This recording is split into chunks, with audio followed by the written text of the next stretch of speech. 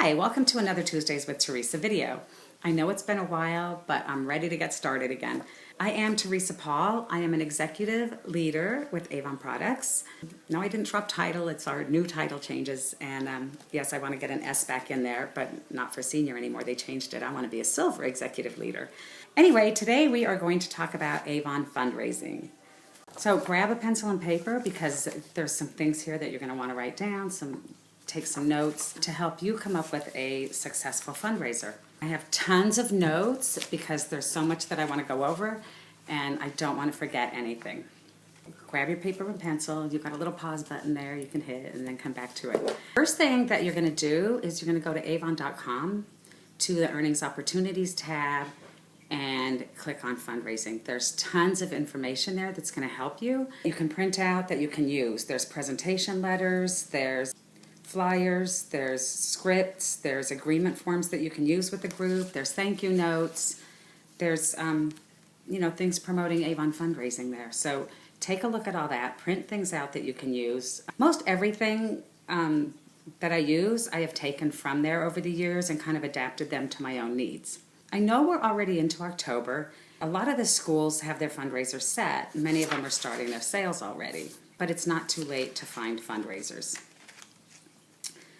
As a matter of fact, I am challenging each of you. I've had referrals through fundraisers, groups that have been successful that referred other groups to me for fundraisers. I've even gotten recruits from this. People have called me up and said, this was so easy, we don't have an AVON rep in the office, I'd like to become a representative. So this is a really good way to increase your sales, grow your business, and just, do something good for the community or for a church or an organization or a school or whatever. Write this down. I will do a fundraiser for, either put a group name there or leave it blank, but you are going to do a fundraiser for somebody or for some group or for some organization, okay? By the time you're done with this, I'm hoping that you're excited. By the time we finish this video, I'm hoping that you're excited and that you have something in mind to do. So you're going to have to think, you're going to have to plan, and you're going to have to be creative. So first of all, ask all your customers and your friends, who do you know that needs to raise money? A church, a school, an organization, a community group, anything. Think about that. I had made a quarter-page flyer and attached it to all my customers' brochures. It was kind of cute. It was just kind of tired of selling wrapping paper, candy bars, and t-shirts. How about an AVON fundraiser? And it said, do you know a group or organization that needs to raise money? I can help you. For each successful fundraiser that you refer to me, I will give you blank, blank, blank in free products. I gave $50 product bundles, or you can give them a gift certificate for free products, whatever you want to do, just to sweeten the pot, to get them to think, to help you out. And I did get some referrals through customers for fundraisers, but it gets them thinking about it. I don't have a copy of that flyer. It was on my computer that crashed. But you can make one. It's not that hard. Microsoft Word is a wonderful thing. So look around you. Competitive dance teams, cheerleaders, gymnastics, choirs, band, travel soccer, track teams, drama clubs. I've done fundraisers with almost all of these over the years. Scout groups, church groups. Think about smaller groups too, not just like when you think about the church, but there's women's groups, men's groups, teen groups, missions. Look around in your community, Lions Club, Knights of Columbus, women's clubs, seniors groups, preschools, daycares, humane society, women's shelters, domestic violence shelters. There's just so many groups out there, and Google is a fantastic thing. I'm sure you start Googling things in your area, in your county, in your community, and I'm sure you will come up with something, somewhere, somebody that needs money. And so, and also look at the schools, not just, the huge schools and the PTAs and everything like that, but each class usually does their own fundraising for things as well, for class trips or for prom or for the 8th grade dance or for the senior graduation party. So what you need to do is find out who the teacher is or the faculty member that's the class advisor, and present them with the AVON fundraising opportunity. They all need to raise money for different things. There's so many opportunities out there that we don't even think about. Sometimes we just think about the whole school doing a fundraiser, but there's so many individual groups that need to do fundraising as well. While you're out and about, doing your daily errands, going grocery shopping on the weekend, doing whatever, look around you. I've stopped at car washes and talked to the person that was running the car wash, that was in charge of fundraising for the group, and I've presented them with AVON fundraising information. Standing out in front of the grocery store collecting money. I hooked up with the senior class graduation party one year. We were having a snowstorm, and I had run over to the store to pick up a few things. And these kids were out there with their containers, just collecting cash outside the store. I spoke to somebody that was in charge. I gave her the fundraising information. I got her contact information. I did my favorite thing. Look. What does it say? Theresa says, F you. Oh, wait, that's follow-up. Theresa says, F you. But I followed up. And I spoke to the woman, and they did do an AVON fundraiser to help with the graduation party. So, be aware of what's going on around you. Who's having a pancake breakfast or a spaghetti dinner or whatever. They need to raise money. And doing this is a whole lot easier than a spaghetti dinner. Nobody has to cook anything. Nobody has to sell tickets. All they do is share the brochures, share the flyers. It doesn't take all day in a kitchen cooking or anything like that. So, we have a lot to offer. Even if you can't find a group that wants to work with you right now, make your own fundraiser. I want everybody that's watching this video to do a fundraiser this holiday season. Whether it's with the school, a group, an organization, whether you do something on your own for a women's shelter, for a domestic violence shelter, for the Humane Society, for Toys for Tots, for the Children's Hospital. There's a million things that are out there. You can come up with something, but I want everyone to do this. This is going to open the door for future fundraisers for you, for future customers. So I want everybody to do a fundraiser, no matter what. And all of you that have downlines and teams, I think that you should share this with them and challenge them all to do a fundraiser too.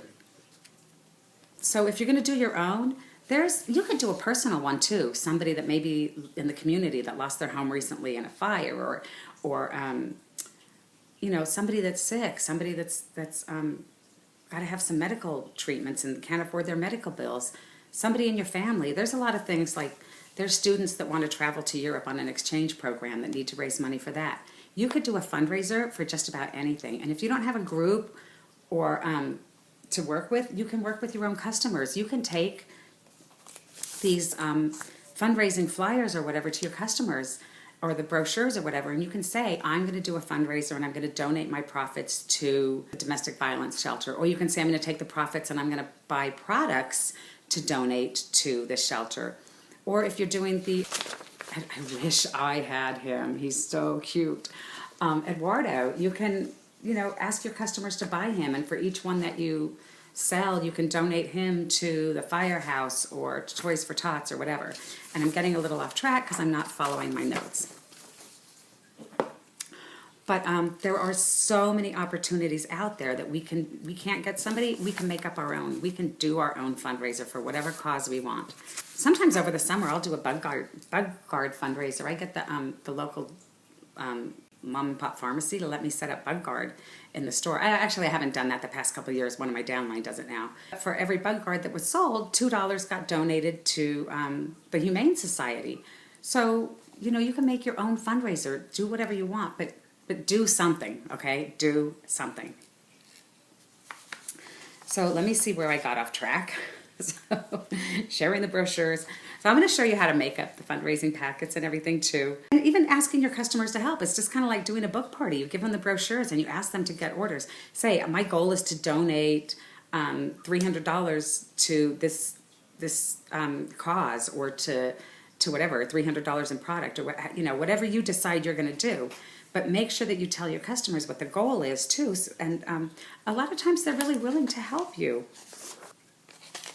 Yeah, we talked about the personal fundraiser, someone that needs to raise money for a sick family member, a specific cause. Or even if you just want to buy mittens or presents for families in need for the holidays, you know, be creative, come up with something. You can use the fundraising mini booklet that we have. I printed these off. I did not print them in color because I need to go buy some color ink. I've been doing a lot of printing. These are great. These are at youravon.com in the fundraising section. There's a lot of products in here, and these are all 50% earnings. The products, if you do it in color, the order forms, everything's right here. And if you don't want to buy these, you can take the PDF and go to Staples or whatever and have them printed for you. Sometimes some groups will even print them themselves. But there's really great product bundles in here. And you can even do something like this. Ask your customers, if you're going to do it for a domestic violence shelter or a women's shelter, you can ask your customers to purchase one of these bundles to be donated to the shelter. And then with the profits, because these are 50% earnings, you could either donate the cash or part of the cash or use that to buy more products to donate. And that goes the same with Mr. Eduardo here. He's also 50% earnings, so you could use the profits from that to donate to the charity or to buy more products to donate. So now that I'm a little distracted and off again because I'm not following the notes. But there's just, you know, there's so much to choose from. Again, remember to register the fundraiser. My cousin Karen does one every year for a local mission. And her customers and local businesses will donate money or buy products for her to donate. And she uses the money collected to purchase products and gifts for the mission where these people, these families in need can shop at greatly reduced prices or even for free so that they have their daily care needs or they have gifts for their families for the holidays. So think about something like that too. And Karen actually got it pretty big. She had some of the district representatives and some of her downline helping her do this too. Talk to people, look around. There's always something you can come up with to do. And don't ever, I asked everyone I know and no one wants to do a fundraiser. Ask everybody you don't know. Keep going. Don't stop until you get a yes or until you figure out how to do one on your own. Because I think everybody needs to do a fundraiser. Raise your hand. Are you going to do a fundraiser? Say yes. So remember to register the fundraiser. Once you have something set up, you can register it at youravon.com or you can call the fundraising hotline at 888-564-2866. Sorry, I'm looking to see what was moving around up there. I have a problem with wasps and bees, and I thought there was one hanging out by me. Sorry. Squirrel. So register your fundraiser, whether it's tax exempt or not. If it is tax exempt, you definitely need to register it if you want to get your sales tax credited back to you, but register your fundraisers. I want to talk a little bit about this Eduardo, even though I don't have them. So I printed this flyer, and it prints really nice in color, but it prints really nice in black and white too if you don't want to use your color ink, because he is gray here. The only thing that really came out in color was a little bit of the text of the bows. So that's still not a bad picture of Mr. Redwater. And then it's got the order form that you can print as well. One year I printed these and I just asked my customers to help me for each one that was sold that could either be donated to Toys for Tots or if the customer wanted to buy them, I was purchasing one to donate to Toys for Tots. So I did quite a few of them that way. Donated a bunch of the stuffed animals to the local where they were picking up the Toys for Tots donations. And there's quite a few things that you can do with this stuffed animal fundraiser. Let me talk a little bit about it. I know some of you have read some of the posts I've made on Facebook in the groups about it and stuff, but he's 50% earnings. You can sell them outright. I guess I'm reading this because I don't want to forget anything. You can sell them outright or and then donate the profits to the group, or you can use the profits to buy another one to donate. You can have a group sell them and keep the proceeds, or you can sell them and donate him to a group and donate the money to a different charity if you want. You can ask for sponsors for the elephant and then donate the elephant's and the money to the church or group. Lisa Wilbur talks about making little cutouts of the elephants, and then people pay $1 or whatever for the, donate to the cause, and then she uses all that cash to buy the elephants to donate. And my biggest success with the stuffed animal fundraiser was, I called it a bearathon. It was with my son's school, and they went to a Catholic school. I was in charge of doing the walkathon every year. All the money was raised for technology, but the one year they were building an addition onto the school, so there was a lot of construction going on, and we couldn't use the school grounds. We used to walk the school grounds, and the kids would all get money donated, and we would walk laps, and we had a DJ and snacks. It was a whole afternoon event at the school. It was really fun. So we couldn't do that this year, and we're like, okay, what are we going to do to raise money for the technology department? So what I did was we had the classes compete against each other to see who could get the most sponsors for the bears. And the winning classes got a pizza party, an ice cream party, donuts and cider party. They sold over 500 bears, and each class chose a charity that they were going to donate to. So it was kind of a little, they had to decide where they were going to donate them. Some went to the nursing home, some went to the Agribusiness Development Center for the children there, because this is a big agricultural area here. A lot of migrant farmers and workers and stuff in the area.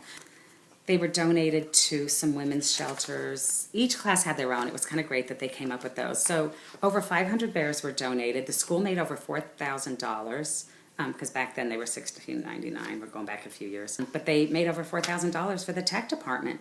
So be creative and just think big. Think outside the box. Think big. Come up with something.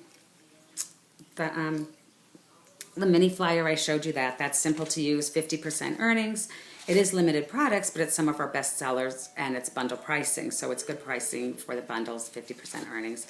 And it'll keep it simple for you if you're a little squeamish about doing full brochure fundraisers, because I love the full brochure. There's so much more for them to choose from. So many products for men, women, children. If they don't use our makeup, there's giftables, there's pocketbooks, there's watches, stocking stuffers. Just about something for everybody in here. And some people get a little squeamish about, the 20% fixed earnings things. I explain that to the group.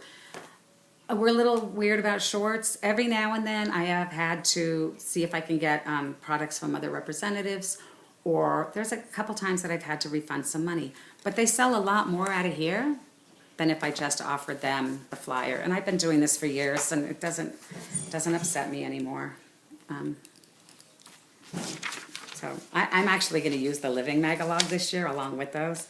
So I'm hoping for some really huge sales, and I'm having every ounce of faith that they're going to come through with all these products that we're going to be ordering. This is going to be awesome.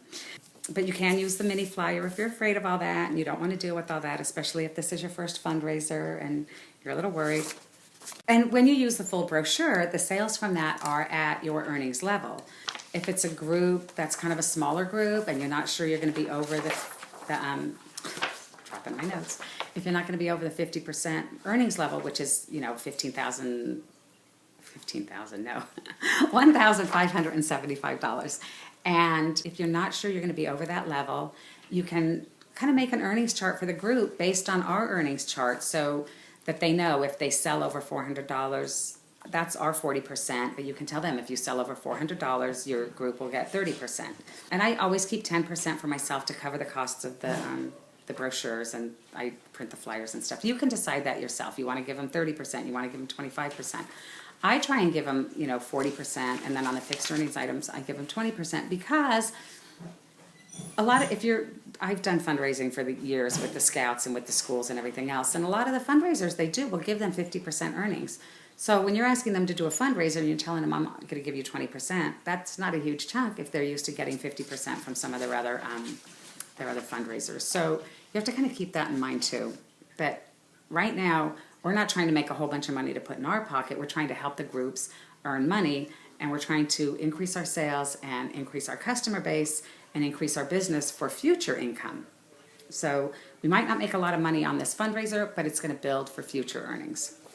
And you're helping out a group, and you're keeping the AVON name out there in the community, and you're getting your own name out there. I talked about doing the pizza parties and stuff. Some groups don't want to deal with prizes. They're like, no, we're just doing the fundraiser. We don't need to give prizes to the top sellers. Other groups do. You can make an agreement with the group that part of the proceeds will be used to purchase.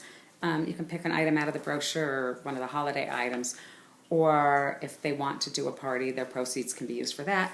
When I was, my kids were in school and I was doing the big walkathons every year, I used to go around to the local businesses and ask them to donate prizes, gift certificates to the bowling alley, movie passes, a gift certificate at the local toy store. So sometimes the businesses will donate things that you can use for prizes as well.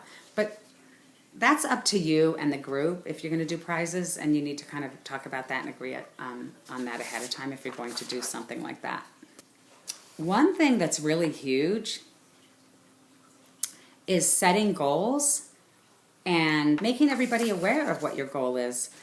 One of my biggest fundraisers with a middle school, 1,200 students, they sold over $12,000 in products. That was huge. We didn't do prizes, but and they didn't really set a goal. But one of my biggest fundraisers was 15 cheerleaders that sold over $4,500 in products. So we're talking 1,200 students selling 12,000 versus 15 girls selling over 4,500. And they did that because their coach told them, we're traveling, I think they were going to Boston or something, you need to raise money for this trip and you need to each sell over $200. And they did. One girl turned in a $700 envelope to me. It was great. They sold $4,500. They were so happy with that 2 campaigns later, they wanted to do it again, and they sold another $2,500. So within just a couple months, 15 girls sold $7,000 worth of products because they had goals, because they were focused on that. So if you're going to do a fundraiser, make sure that there's a goal set, or make sure they know what they're raising the money for. If it's for the playground or the band trip or the 8th grade dance or to buy toys for the children's hospital, make sure that there's clear goals of what you're raising the money for and how much you want to raise, because that will really help you get to the goals, get to where you want to be. Because if you just say, I'm going to do a fundraiser and it's for the women's shelter, but if you say, I'm going to do a fundraiser and I want to raise $300 to donate to the women's shelter, then you're a little more focused on that, and you're more sure about getting the orders and having your customers or whoever is going to help you be doing that. Be successful, be organized, and leave plenty of time. Now we're going to talk about the fundraising process itself. Once you've got a group and you're doing the fundraiser and they're selling, and now what are you going to do? This is kind of important, and I learned a lot over the years. We usually sell for 2 weeks, sometimes 3. If you give them too much time, it gets set aside and they forget about it and they don't do it. So it gives it a little bit of urgency. I always ask for my orders to be turned in like 5 days to a week before they're due to submit to AVON. Because I'm that mom. I'm calling the school going, is it too late to turn this in? I know it was supposed to be turned in on Monday. Today's Thursday. Can I still bring it in? So if you ask for the stuff to be turned in ahead of time, don't ask for it to be turned in on Friday if your order is due Sunday. Because come Monday, Tuesday, Wednesday, you're still going to have people coming to you. Then so you submit the orders to AVON, you wait for the orders to get to you. If your delivery is on Thursday, don't tell the group you're going to have the stuff for them Saturday or Friday or whatever. Give them time for the orders to get to you, for you to bag them, and if there was a missing box or broken products, that you can get a replacement from AVON, so you're not sitting there with half of whatever and the group thinking you're nuts because you didn't get everything to them in time. And God forbid, you know how winters are, there could be an ice storm, there could be a snowstorm, the truck could be broke down, the delivery could be late, if you're getting UPS, a box could be crushed, it happens. But if you leave yourself time, then you're not stressed out trying to get everything there. So ask for the orders a week before they're due. Don't tell them you're going to have them to them until like a week after you actually, your delivery gets to you. So you have time to put everything together and get, organized and neat and professional looking, so you're not like all over the place. When they're collecting the orders, the group or your customers or whatever, collect the payment with the orders. If the checks are being made out to the group, keep this in mind, because depending on your sales levels and whether you have credit with AVON or not, you're going to have to make a payment when you submit the order. if the checks are being made out to the group, make sure that they know before you submit the order, you need the money from them so you can pay the bill. Or if you're having the checks made out to you, make sure that you get them to the bank and those checks clear before you make your order and submit it to Avon too, so you don't have a problem with bounced checks or anything like that. Some will only deal with cash. I deal with cash, check, charge, whichever anybody wants to pay me, that's fine. So the fundraising packets, what do? I'm going to do a little show and tell here. This is what I give to my groups, organizations, schools, whoever is selling. I told you I do the full brochure. So the brochure, each brochure gets a label on the front that says fundraiser for whatever group that I'm doing it with. I put a label on the front of the brochure, fundraiser for. On the back of the brochure, everything has my contact information. My labels say, to buy or sell Avon, call Theresa. It's got my phone number. It's got my website, because I encourage them to shop online too. And it says, online orders, please email your confirmation number to me, and I put my email address. So if somebody is shopping online, they send the confirmation number to me, I know that that order belongs to that group, and I can make sure the group gets the profits from that. You don't have to do this if you don't want to. That's just another way that I work it to increase my sales and to find the customers and get repeat business. So the label goes on the front saying what the fundraiser is for. The label goes on the back with the contact information. Like I said, everything has my information on it. There are collection envelopes that you can buy through the fundraising site. I actually print my own because it's cheaper and I do so many.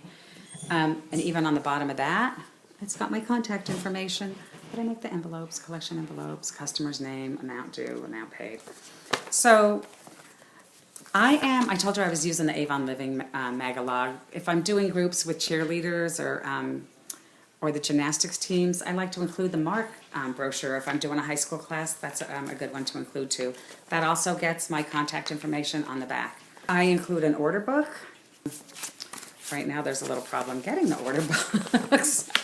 So I am using, all my stuff spread out here in front of me, I'm using the callback notes because I'm don't ask, but there's a problem getting the order books right now. I'm using the callback notes. So what I do is I stick everything inside the brochure. So it's got the brochure, it's got the Magalog, it's got the collection envelope, it's got the order, and I just stick them all inside here. My cover letter, Avon Fundraiser for whatever I'm doing the fundraiser for. If it's a new group that I haven't done a fundraiser for, it says welcome to Avon Fundraising. The proceeds from the sale are going to support your cheerleaders. Please share the brochure with friends, family, neighbors, and coworkers.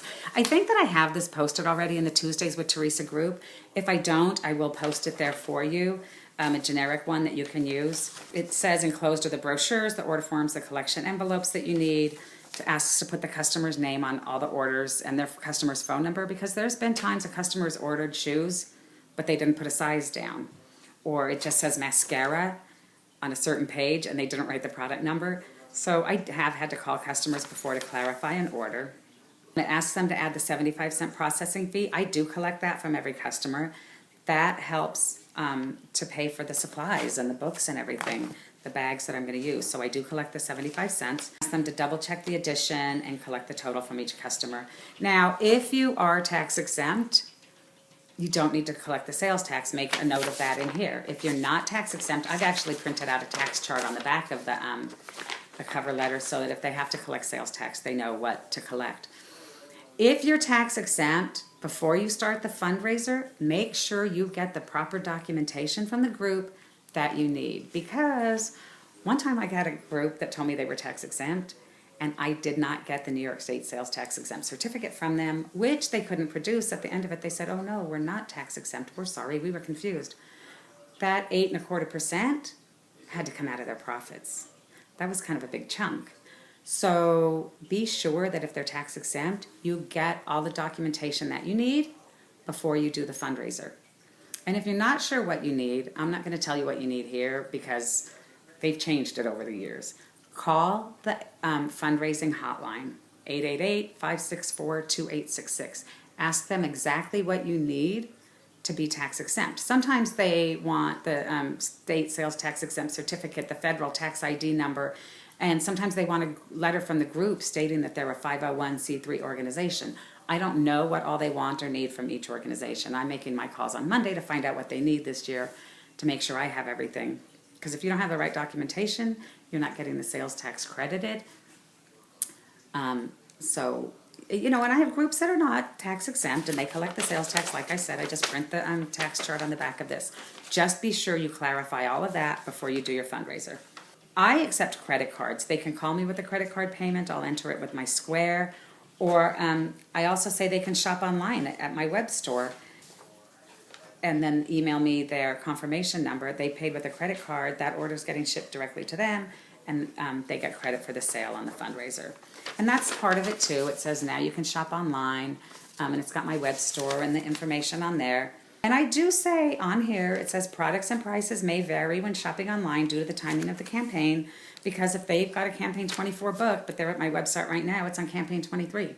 So they're not going to get the exact same thing. And I've had people call me and say, but I want these prices, and I tell them, okay, if you wait till next Tuesday, the website will change and you can get those prices.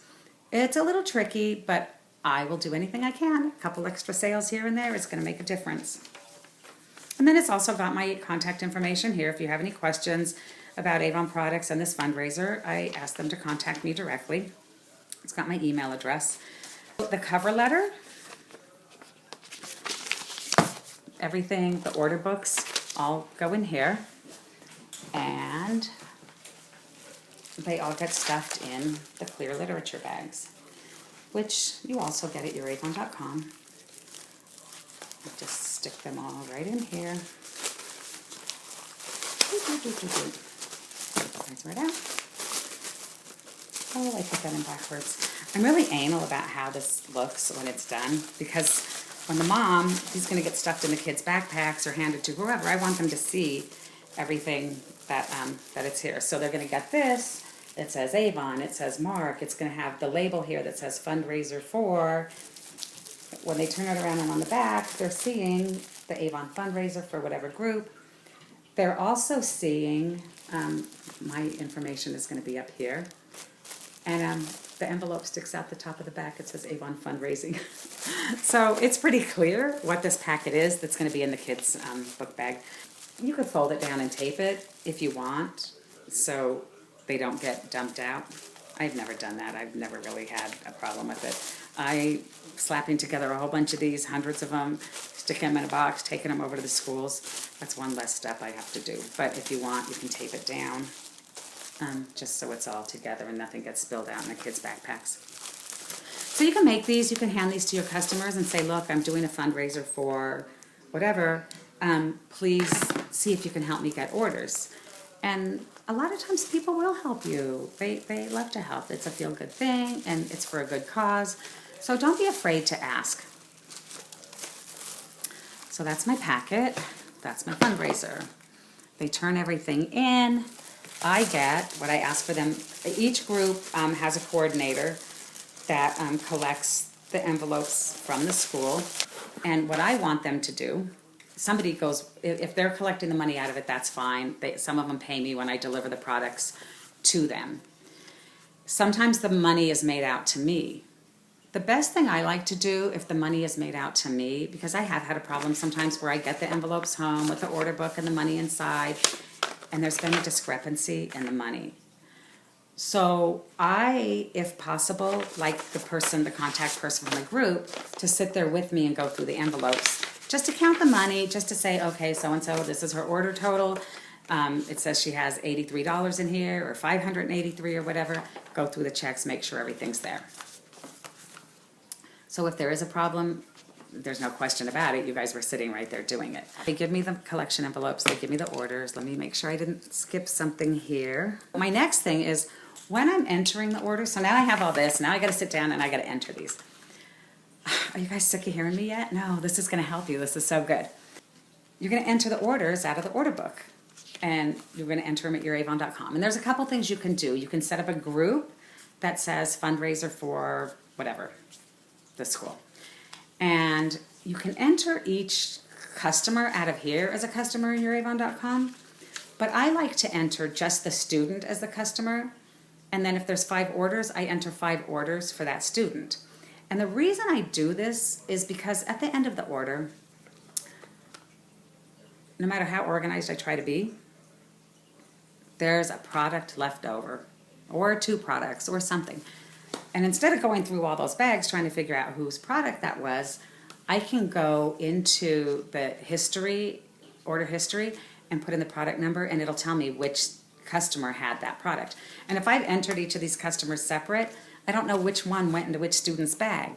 So I just do them all by students. So if it was Susie Smith that needed that mascara, I can go back through Susie Smith's stuff, pull out, look at her customer orders, and say, ah, there it goes in this bag.